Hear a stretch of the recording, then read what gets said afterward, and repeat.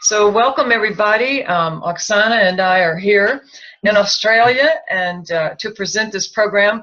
I don't know if we're in a heightened state of consciousness since we're down under. It'd be a Delta experience or something.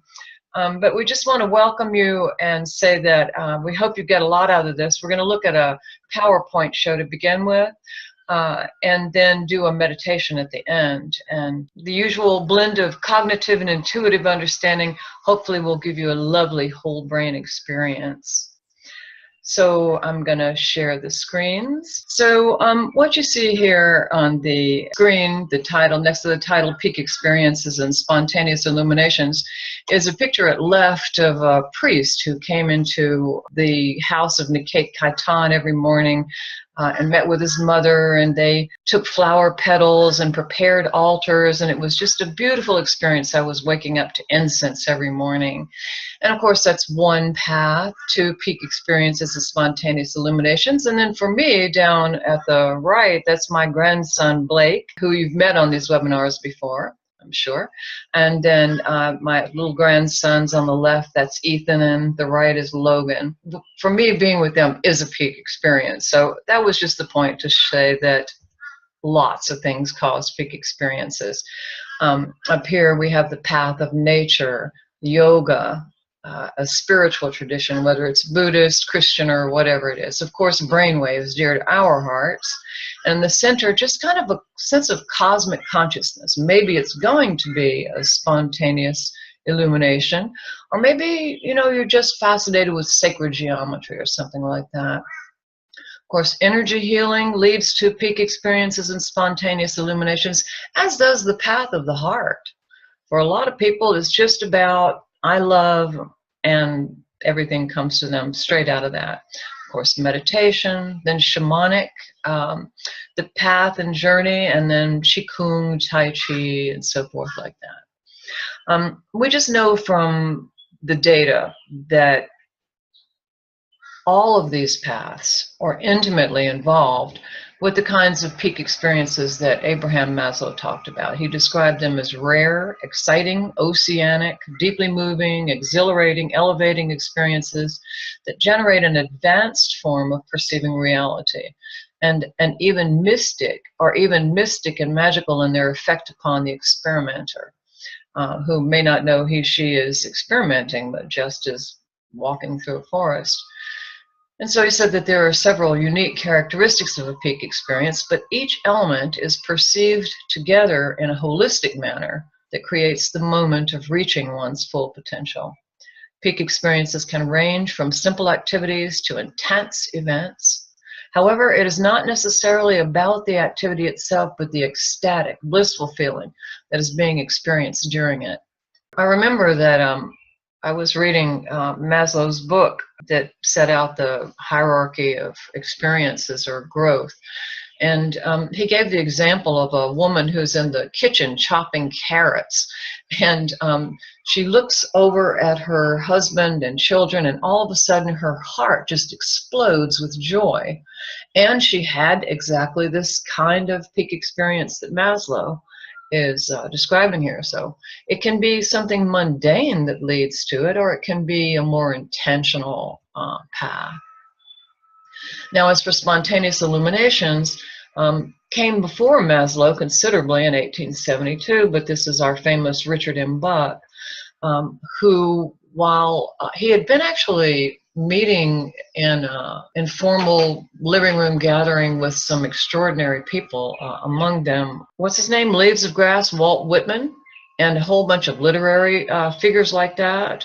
And he had had such an exhilarating conversation with these people that he got back in his carriage and he's just trotting along all by himself, reviewing the evening, and all of a sudden the sky lit up with this red fire, and this energy blew into his body, and he exploded into light. And that's what put him on the path of trying to understand what this was and what it was all about. And he had a lot of good reason to check that out, because he was a psychiatrist of an insane asylum. So I'm sure on some level he wanted to make sure that he hadn't gone completely nuts. But he knew it was a mystical union, because it was for him an intellectual illumination, like he had this sense of absolute knowing and understanding. And then the other criteria that he experienced himself and found in others was that these illuminations, they happen suddenly. There's a subjective experience of light, which is an inner light, a moral elevation. They become better people. They want to become better people. A sense of immortality, that, oh, this is not the end, this is just a beginning. Loss of fear and death, loss of a sense of sin. And then his personal experience had yet another attribute, the vivid sense of the universe as a living presence rather than as basically lifeless, inert matter. So he was aware that everything is alive and aware and awake and conscious, and that he was part of that. And that has really held up in terms of the criteria for spontaneous illuminations, which led us to this field they call neurotheology. Science got interested, and Aldous Huxley, in even 1962, which was Maslow's time, coined this term neurotheology to describe the territory where human wetware, meaning the brain, interfaces with the divine. Now, he might have meant more than the brain, but certainly he was just talking mostly about the brain. Since then, it has come to mean the emergent field that describes the neurological phenomena that underlie classical mystical experiences from all spiritual practices. There's a understanding in Huxley, and this is carried forth, that our nervous systems are pre-programmed to experience a variety of religious or spiritual experiences. And certainly William James talked about this as well. We can journey within and explore our inner world just as we can the outer world. So the idea of neurotheology is that belief and biology are entwined like mind and matter, like the twin serpents of the caduceus, which represents enlightenment. Neurology, ritual, and religion all join in what psychologist Carl Jung, pioneer of the collective unconscious, called a mysterium conjunctionis, or royal marriage with the divine, described as the soul becoming lost in the self and erasing all duality.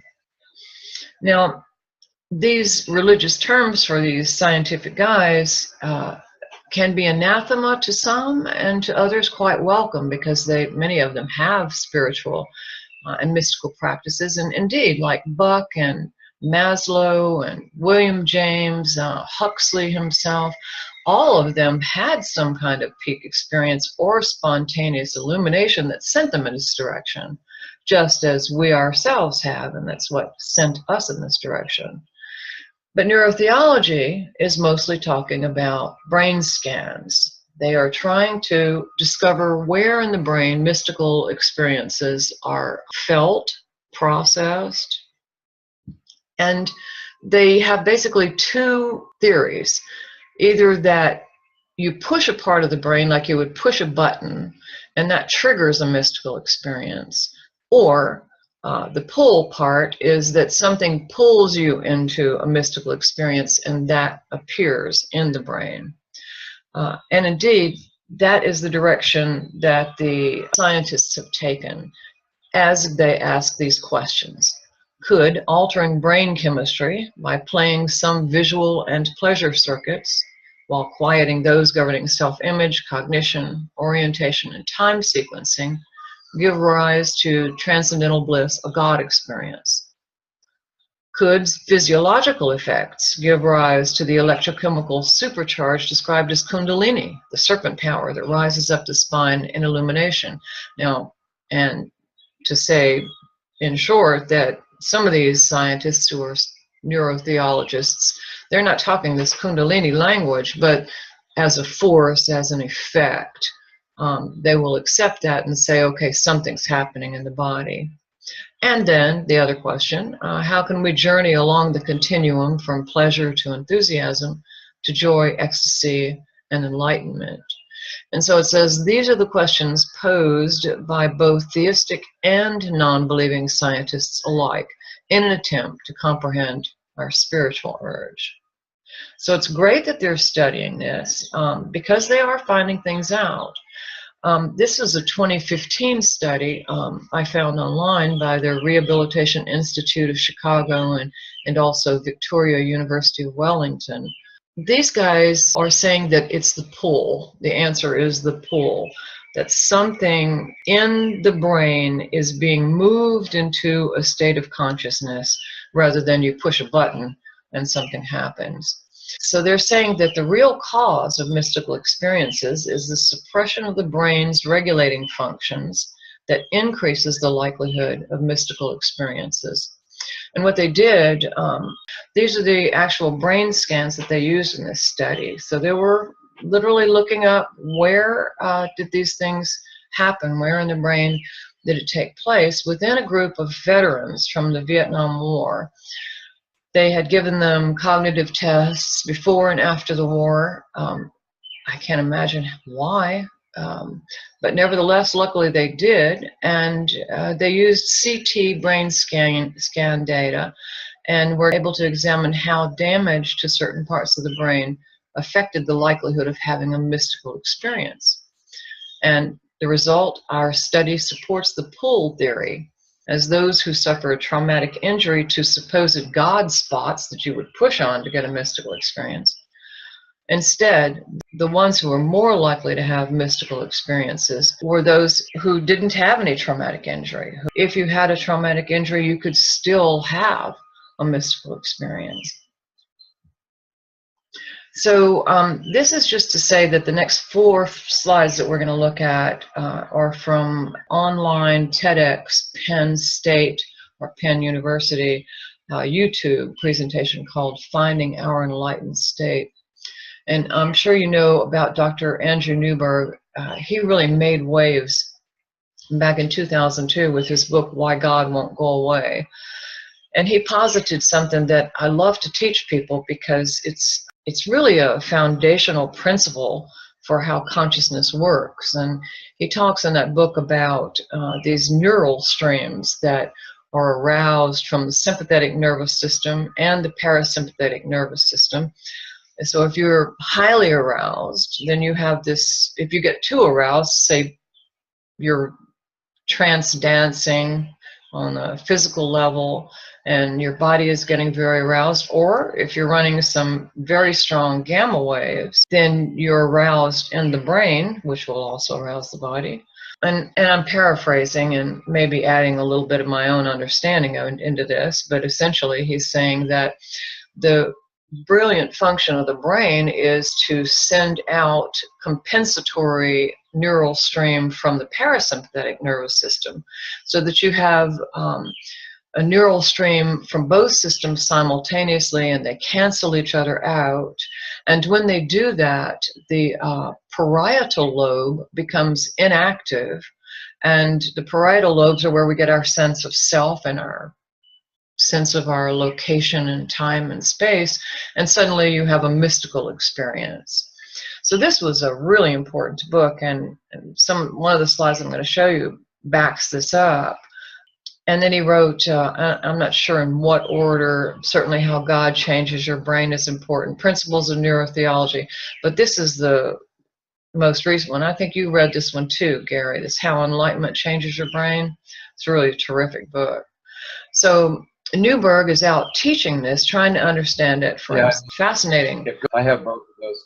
Yeah, super, super. These came straight out of his YouTube presentation. Just to be concise, I distilled the information. He had 4 people that he looked at. The first one was an experience of intensity in a 43-year-old man who said, I was traveling down an infinite roller coaster, like waves of pure ecstatic white light. The ecstasy was overwhelming, and the light was infinitely more real than anything I had ever experienced.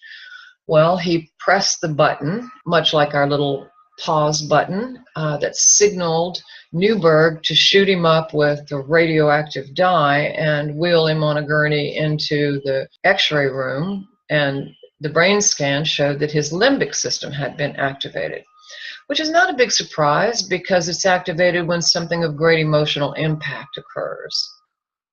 He's got this wonderful feeling of ecstasy, and so it shows this limbic system activation.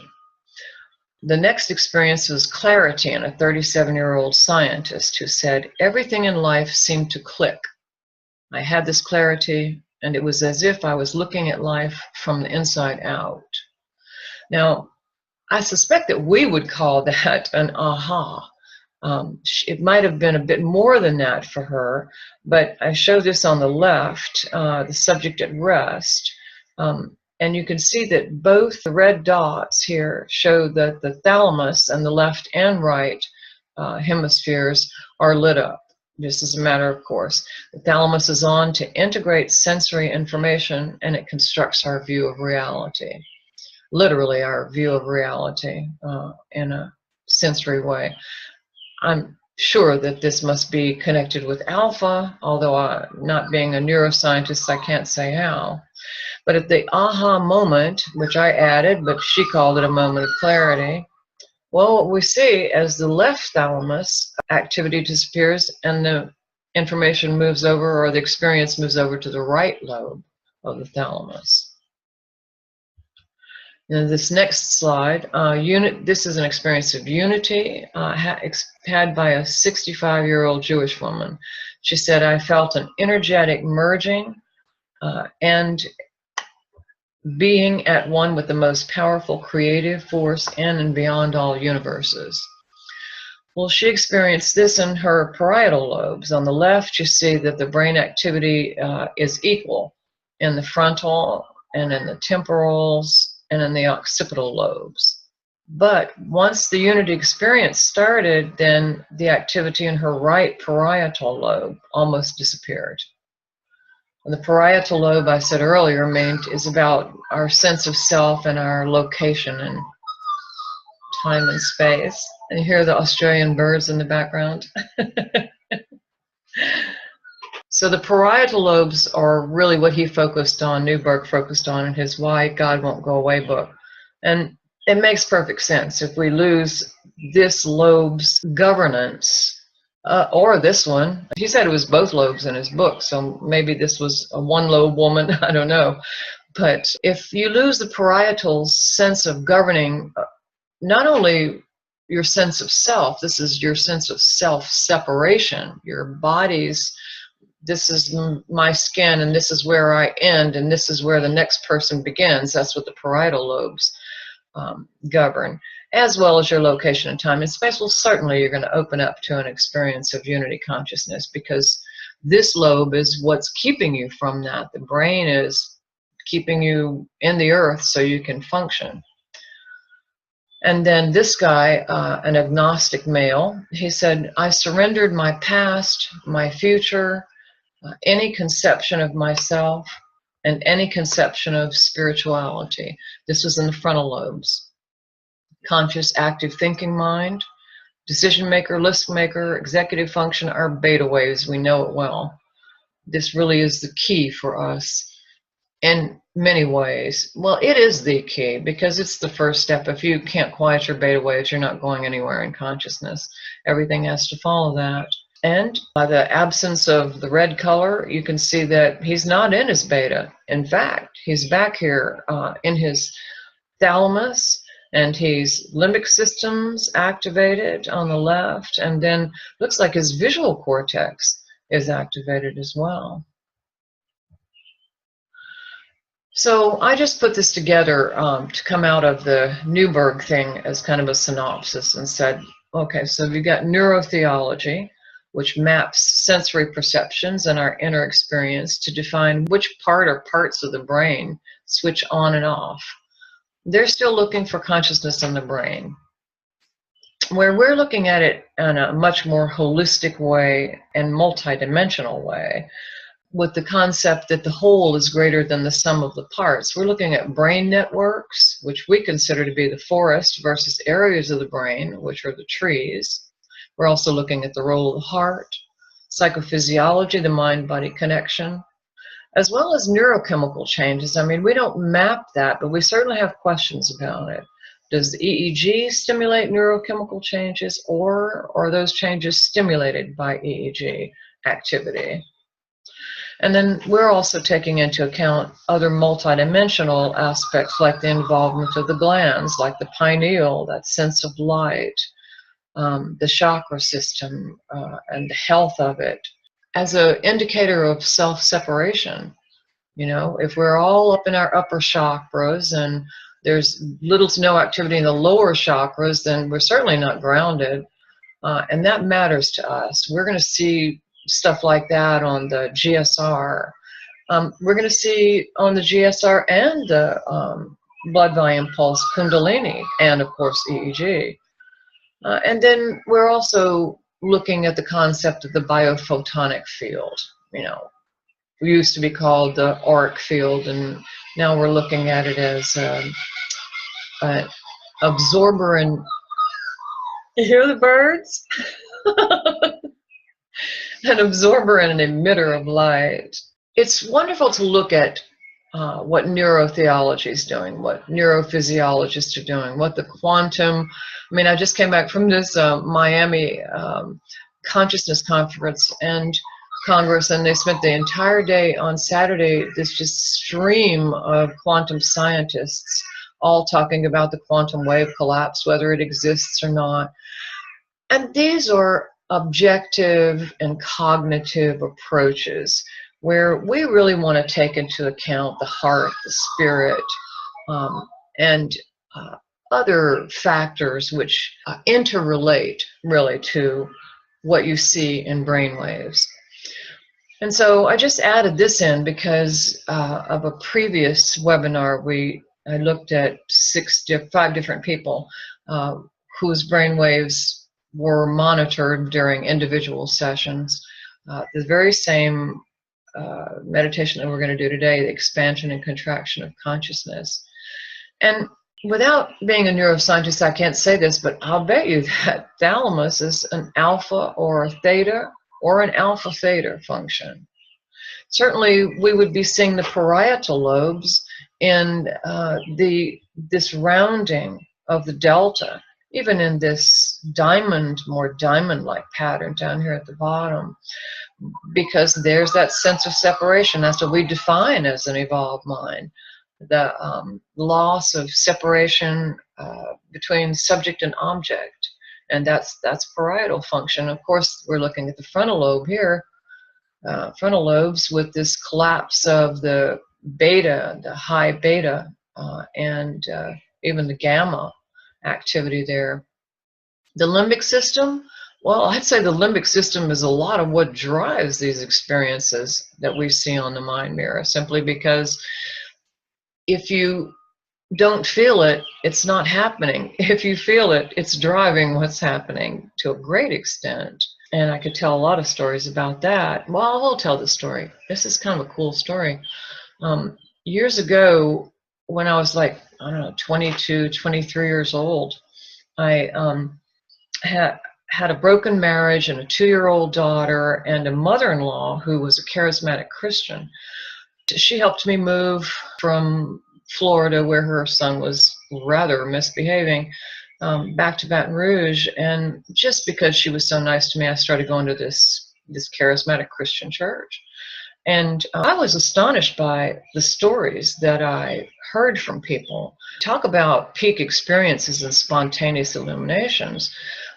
People were healed. I saw them healed. I mean, I just kept going out of curiosity. You know, this was an old kind of Southern Baptist thing where people are boom, boom, playing tambourines and, you know, dancing around the stage. And there was a lot of that glossolalia, speaking in tongues and stuff like that. And I was just saying, what is going on here? And I finally figured out that it was the emotion that was driving these people's experiences and triggering these healings. And about, I don't know, a month or 2 later, I said, it's just emotion, so what, who cares? That doesn't mean anything. That doesn't mean that there's a force there. It means that maybe they're arousing this emotion in their bodies, and so they're just fooling themselves. I took, the skeptic's viewpoint. But then the most important experience in my life happened, as these things often are clustered to do. And it was that I was diagnosed with a dread illness and was driving down the interstate on the way to the doctor. And long story short, had a spontaneous illumination where my body filled with light and cured the tumor. And it changed my life forever. And so do all of these experiences. And that really is the key to them. You know, Jeffrey Martin is studying these persistent non-symbolic experiences and these ongoing non-symbolic experiences. But we can tell him from what Max Cade said, is that when you move into a higher state of consciousness, a higher level like this, lasting change happens. And we certainly see it, Gary, you see it, everyone sees it on the mind mirror, that when people move into this evolved mind pattern, the brain is so happy to have found its home, its peace, its psychophysiological relaxation, its deep sense of connection and oneness and realization that we're more than we realize. And the brain's going to go back to that as quickly as it possibly can.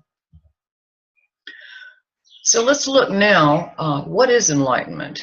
Well, I read this book years and years ago, Frontiers of Consciousness, and there was an article in it by this guy, A. Reza Ariste, author and a former professor of psychiatry at George Washington University, called Final Integration in the Adult Personality. He defined it. What he did was studied a whole lot of enlightened people, living and dead, and like Richard Buck, came to sort of a distilled definition. Said it's a supra-rational, supra-sensory level of mentation whose existence, especially in the Orient, has been known since antiquity under a variety of regional and ritual terms. Nirvana of Buddhism, Satori of Zen, Samadhi of Yoga, Unio Mystica of Catholicism, Shema of Kabbalism, Richard Buck's Cosmic Consciousness, and Existentialism's Kairos, to name a few. How do we recognize an enlightened person? Well, we want to know, because these are the states that we're moving toward, isn't it? That's what these peak experiences and spontaneous illuminations are wiring us for this. So we know them because we'll see the radiant joy of the enlightened one touching and uplifting others. There is an emission of electromagnetic force that effortlessly draws to the master what is needed and wanted in any given moment.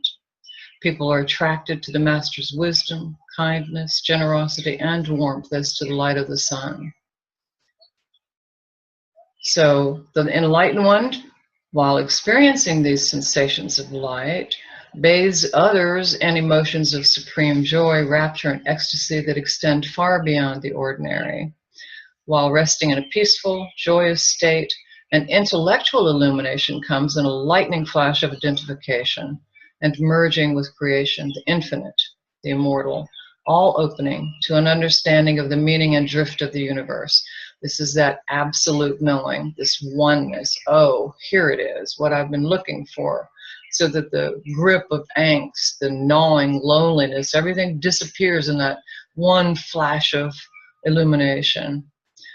So that there are felt sensations of oneness and unity open to transcendental love and compassion. Fear of death falls away and physical and mental suffering vanish. And you can see the part that emotion would play in this. It's about a feeling above all. He defines it as mentation, but this is really about a feeling. It says the illuminated person, reappraising the material things in life, considers riches and abundance unimportant now compared to the treasure of the ultra-conscious or superconscious mind. There is something much greater, a quickening of the intellect, an uncovering of latent genius, an enhancement of mental and physical vigor and activity, and a sense of mission that is so moving the person wants and needs to tell others about it. And of course, we've seen this in a lot of evangelists. Again, the emotion is involved, the heart is involved. Finally, the enlightened one experiences an inner and outer radiance, as if charged up by some divine power with a magnetic force. This transfiguration of being causes the enlightened master to love each and every soul and to open for them a path of beauty and light to the greater love. So then the question is, well, where are we on the path to enlightenment? And this is what I got also from A. Reza Ariste in that article. So he mapped these out and said in stage one, we become aware of multiple realities and the existence of something greater than anything on earth. I'm paraphrasing, he has pages on each one of these, so I'm really distilling this. He says, I say, either your own inner knowing or an external event occurs to awaken you to the superordinary world of the spirit. Perhaps you are physically healed, as I just described, or experience a peak moment while in nature. Perhaps your rational mind expands beyond material reality for no apparent reason at all. A lot of people get to these states through their gamma. I mean, they have this flash of insight, this flash of inspiration. It is like a lightning bolt, and they just follow it on up and say, you become aware then of multiple realities, that there's something more than this sensory material world. There's something at play here, and that we're part of some sort of interactive dynamic with that force. Stage two, once we become aware of something greater than the material world, we are guided into a new relationship with reality. Sensing the presence of the divine in the ordinary world, we attune to our own deep intuition through which we cleanse, purify, and reconcile the heart, mind, and body. This being, of course, the core of our work with awakened mind training and making transformational change in the psyche. And this is a force. This is something everyone does and has to do very early on this path. Soon our values, interests, and action all submerge into one, and behavior becomes spontaneous. The function of insight, the sudden awareness, is rooted in the creative force that man's essence shares with the cosmic essence. So this is where you're really starting to work on an intuitive level and move into that flow state where it's no surprise when a burst of insight, a peak experience, a spontaneous illumination comes, because you know that you're part of that, call it a biofeedback loop with that force.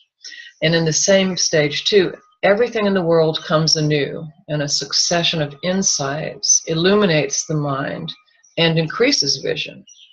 These intuitive flashes cause the separation between subject and object to cease to exist, so that union and full integration takes place. Now we're talking evolved mind, aren't we? By this process, we are lifted out of judgment and separation into oneness with all things. And there are other stages, so where we're talking about with awakened mind training, we're only in stage 2 here. But what we hope to do, and do pretty early on in awakened mind training, if you can maintain that pattern for any length of time, is to live in an anxiety-free state of consciousness, because you're losing your beta. Beta is not dominant in the pattern anymore. So now you're able to enjoy positive feelings and express ourselves openly and spontaneously. We look at life through the non-duality of transcendence, know that everything is for the best and just as it should be. Trusting this frees us to live authentically and speak our truth. I have heavily paraphrased this. These are really, these are really my words here. So if you want the more scientific words, definitely go and read his book. My mystic is governing the language here. So stage 4. Now things get really interesting, where our sense of connection within ourselves and with everything else deepens, and we expand into the infinite.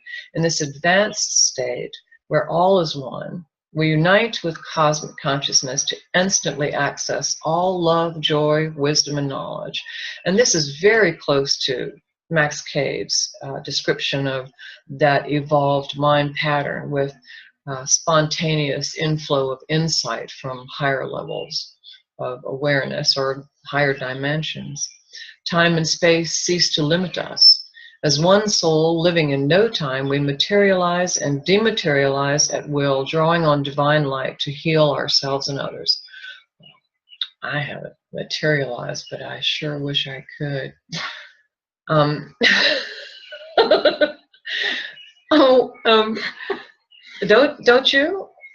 you have What a way to multitask, right? Who has the time to do all the stuff we want to do? If we could bilocate, well, I could be working on my Indian novel in Pennsylvania and here doing this at the same time. Of course, Sai Baba is one that we know reportedly did that. And so you can see that this is a very advanced state of consciousness. Certainly it starts where instant access to love, joy, wisdom, and knowledge of the evolved mind. But that's quite a gap from having that evolved mind awareness in meditation to coming out of meditation and bilocating. So this is stage 4. People are going to spend a few years or lifetimes in that one. I love stage 5. This is the last one. We become a constant creative attitude, finding joy in deeds that benefit others regardless of hoped-for rewards. We serve others as Mother Teresa, Martin Luther King, Jesus, Buddha, and other enlightened masters and mistresses served humanity. No longer do we need to write, record, or create in physical form. We live so completely in the present moment. The divine energy travels into and through us to radiate outward and heal and transform those who come into our presence. I would just encourage you to read the rest of this article, which I wrote back in 2010 in my Still Small Voice newsletter. The title of it is Cosmic Consciousness.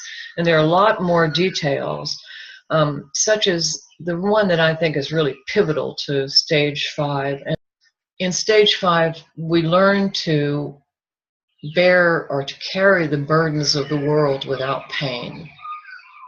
That's huge. That's huge. And so how do we get there? Where do we go from here? Well, we're headed there.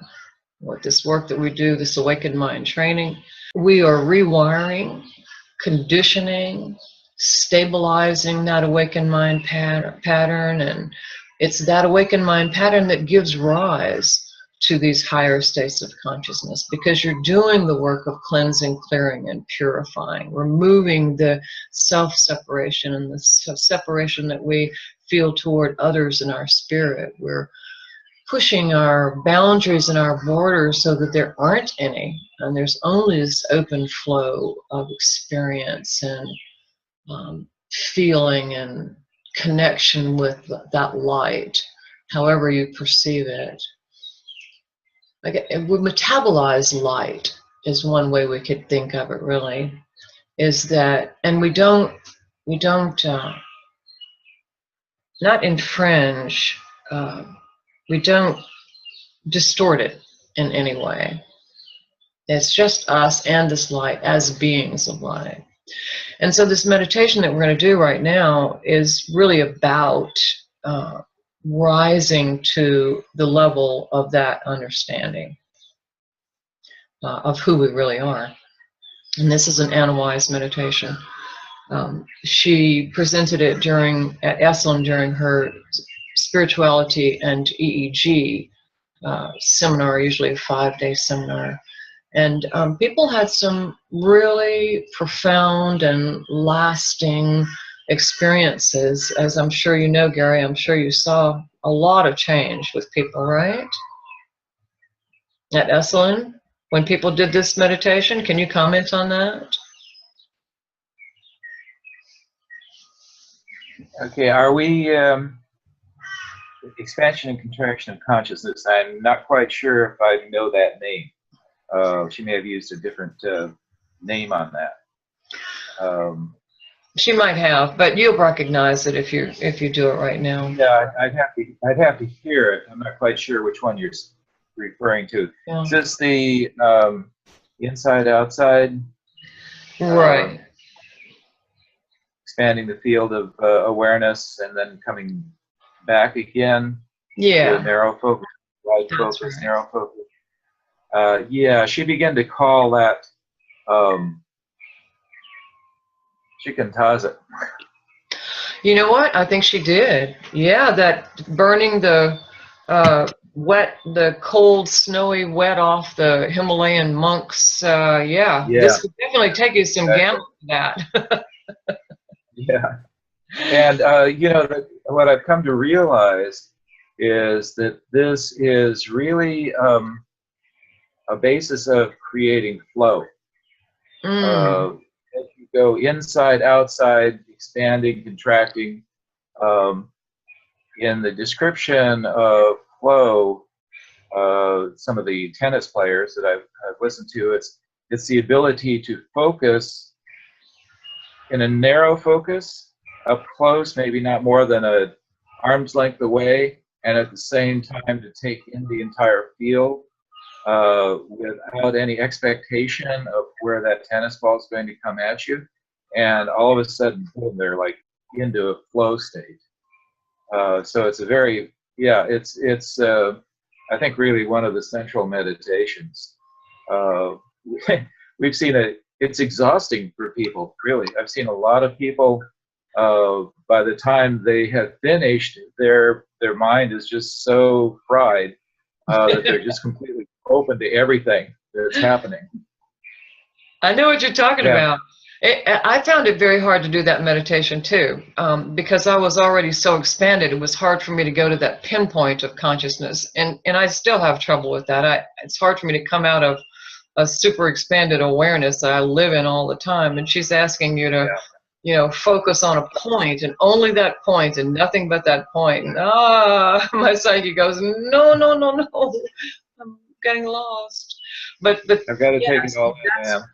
Yeah, and that's transferring your awareness into the awakened mind state, the inside and outside. This expansion contraction is more about connecting with your higher self and connecting your higher self and your natural self at the same, your human self at the same time. So you want to do this meditation? I'm sure you'll recognize it once you hear it. Sounds good to me. It's yeah, I haven't done it for a long time, so it'd be interesting to see what happens. Even better. And I hope our listeners will enjoy it too, and would just say to, you know, as always, get comfortable. Good. It's kind of a hard meditation to do to yourself. Yes. You know, you really need to be guided, because I find my mind kind of rebels against doing everything, particularly when Anna would speed things up and start doing things very, very rapidly. She would start by doing very slowly and getting people into the flow of things, but then she would continue to speed it up until you could barely keep up with what she was doing. Huh. So your mind is really, really forced to expand and to open up and to do something that it's not used to doing. Yeah, well, she did stick that in the in its own seminar though, but I actually put it at the end of seminar 2 for practitioners, because seminar 3 is going into spirituality, so you're going to have to speed up into a higher state at that point. Yeah, yeah. She started. She did one version early on, and then would expand into that second version a little bit further along. Yeah. Okay, I'm ready.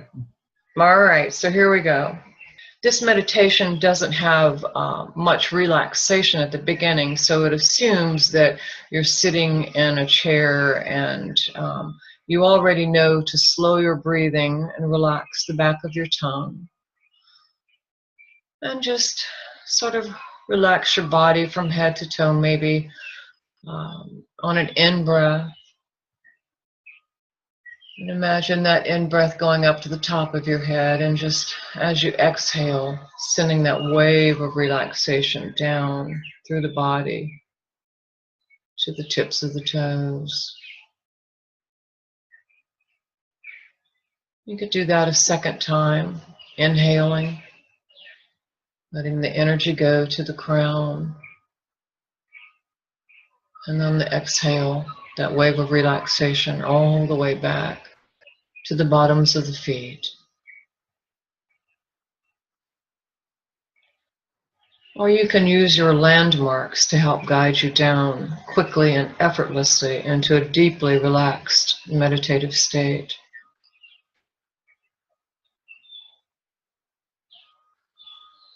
Just the sense of what it feels like to be deeply relaxed inside.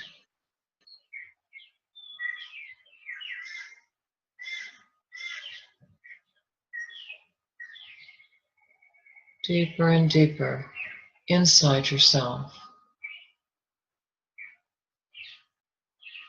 You can allow yourself to let go of all spiritual goals and personal expectations.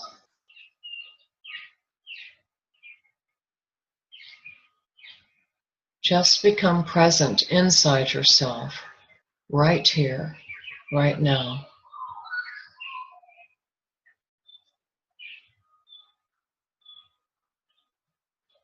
From here, begin to allow yourself to expand. You may feel the expansion first in your body. It's almost a sense of growing, larger and larger.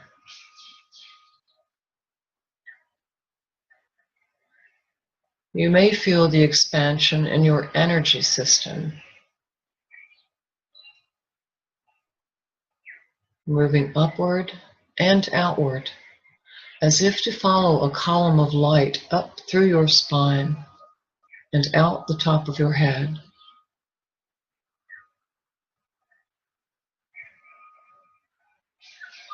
You may feel it as an expansion of a bubble around you in all directions at once.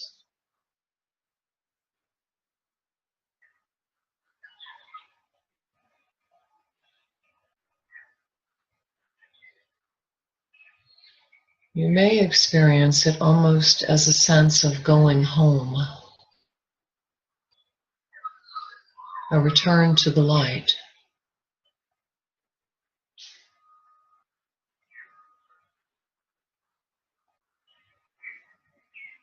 You may now begin to experience it as a sense of reaching upward and outward to your higher self.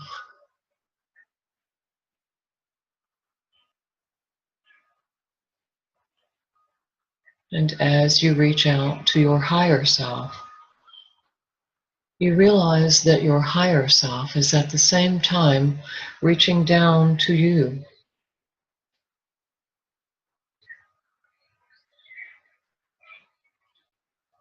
Your higher self, wishing to make connection with you just as you wish to make connection with it.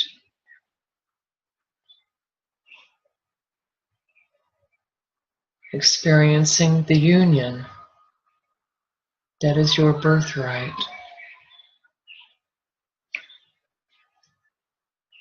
Your origin. Your home.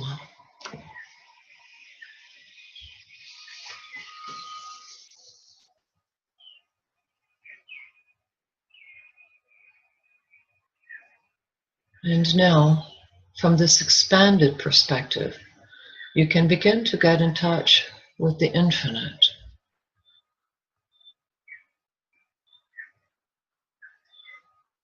The universal.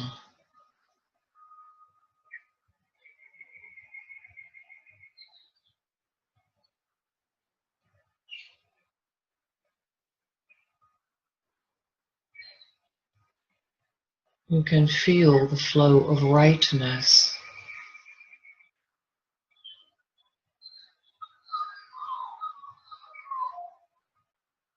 The sense of being on the correct path.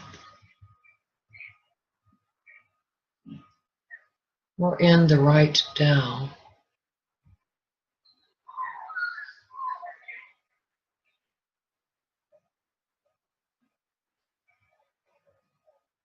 You can begin to have a sense of the big picture, a kind of knowledge of the cosmos, leading you to a sense of source, a sense of the Godhead.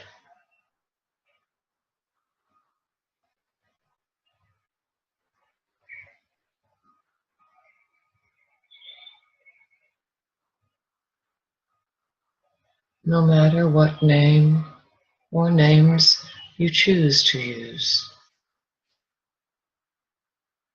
peace, love, God, divinity,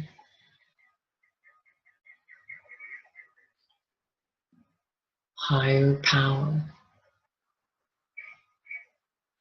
source, essence, any of the 1,000 names of God, you can begin to experience universal wisdom.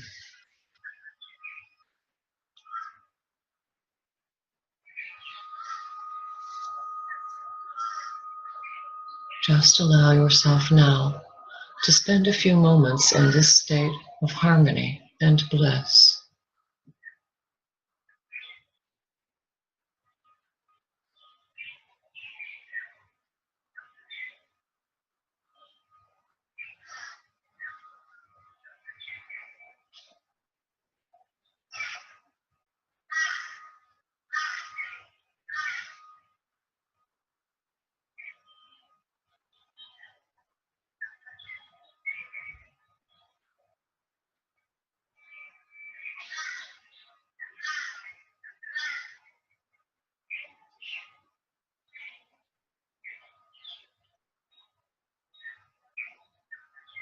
Here, from this perspective, everything is right, in perfect order.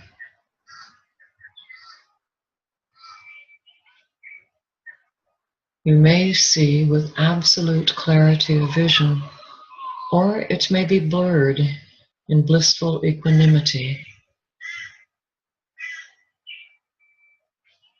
But your understanding is complete. A sense of satisfaction and peacefulness prevails.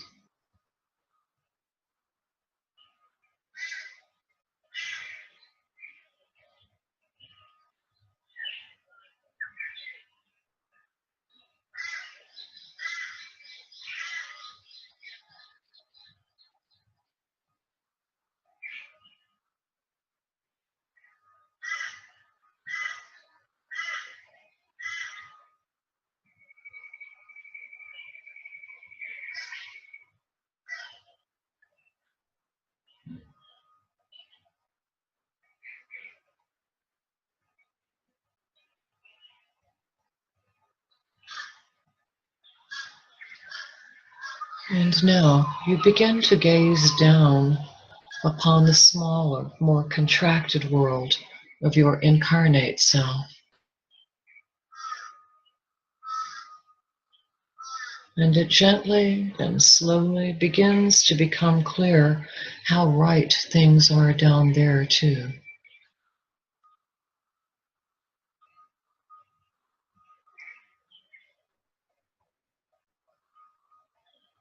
You feel at once magnificently, endlessly, boundlessly large.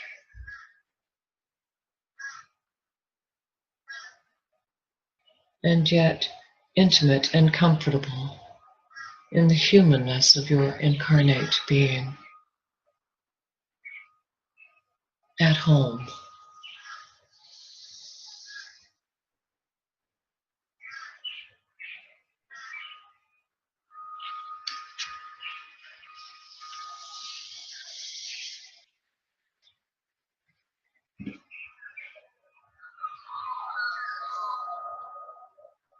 You can, if you wish, now look down and begin to see your smaller self struggling with something. Some confusion or difficulty or tension that would have normally caused a problem.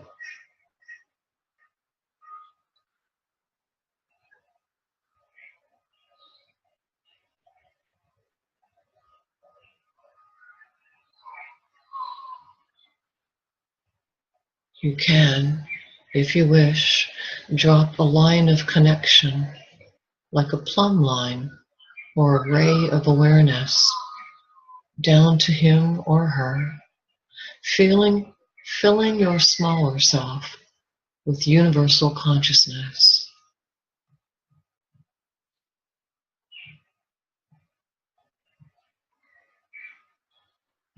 so that you have both at the same time. Simultaneously aware of the expanded and the contracted, the infinite and the finite,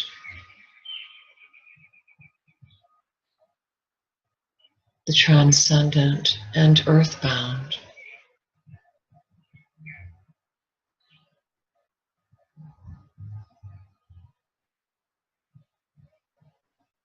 Awareness of both, a union of both,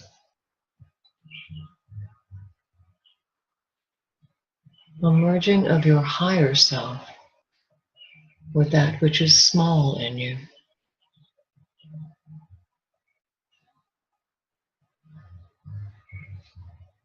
and integration of your access to divinity with your earthly self.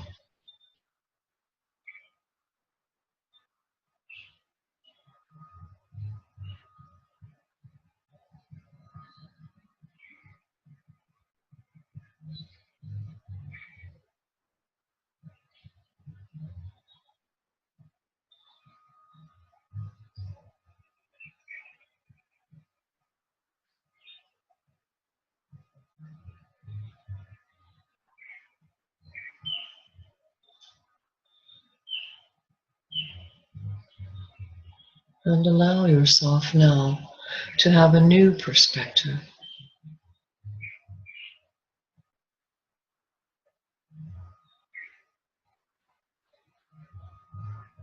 a higher awareness,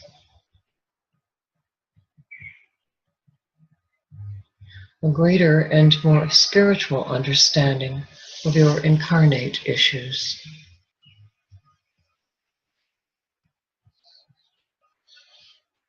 Your corporeal experience.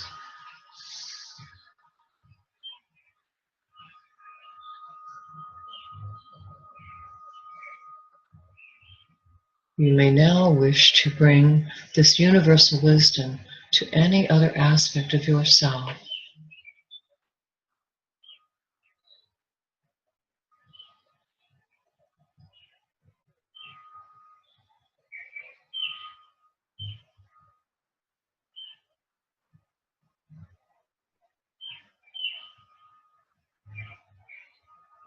And in this way, you may continue at any time to bring God consciously into your everyday life.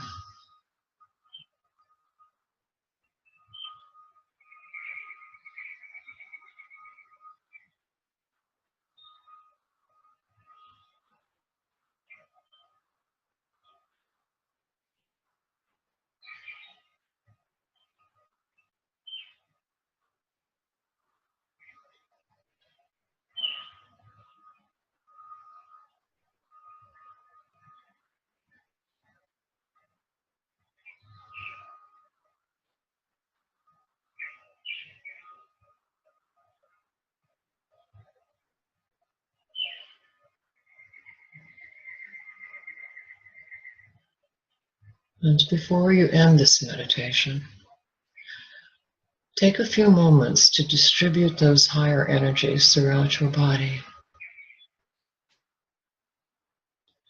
If you find that light has accumulated at your crown, third eye area, or anywhere in your head,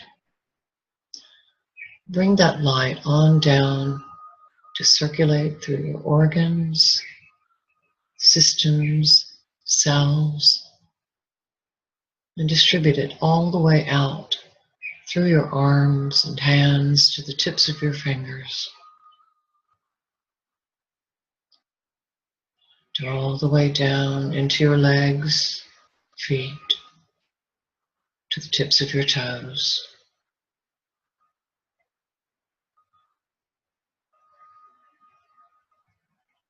Grounding yourself in the integration of your higher being into your everyday consciousness.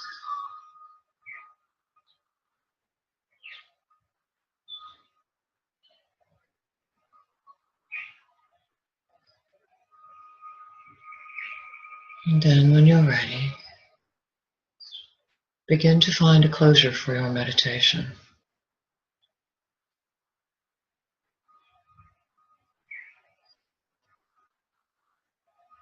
Be sure to send anything to your conscious mind that you would like to remember. Place it in a file or a symbol to review later on.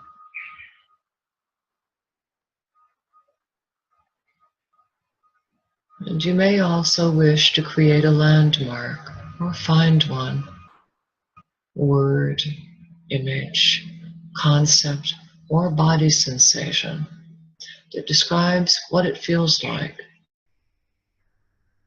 to be in your multidimensional true self.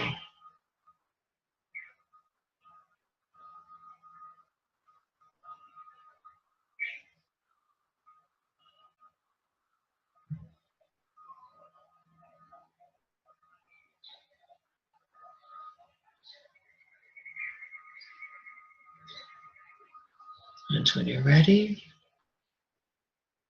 take a few deep, sharp breaths. Blow them out very strongly to rearouse your nervous system. Wiggle fingers and toes. And then here we are. Here we are.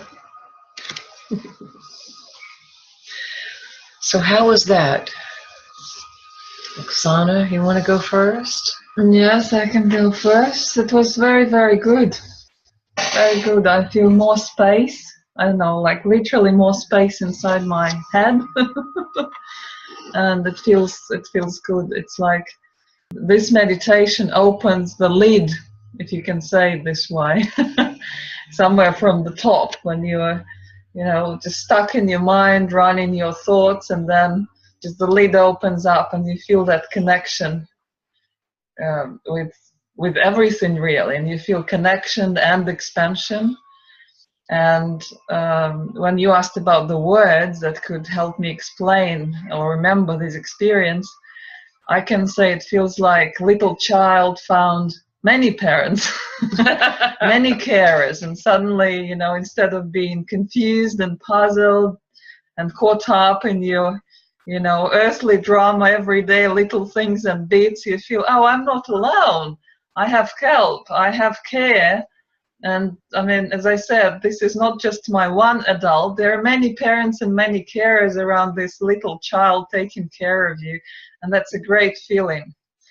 It feels complete. It feels good that nothing is lacking and you're taken care of. So that was my experience. No, that's beautiful. We should write that down and stitch it on a sampler for the wall. How about you, Gary? Anything you want to say about it?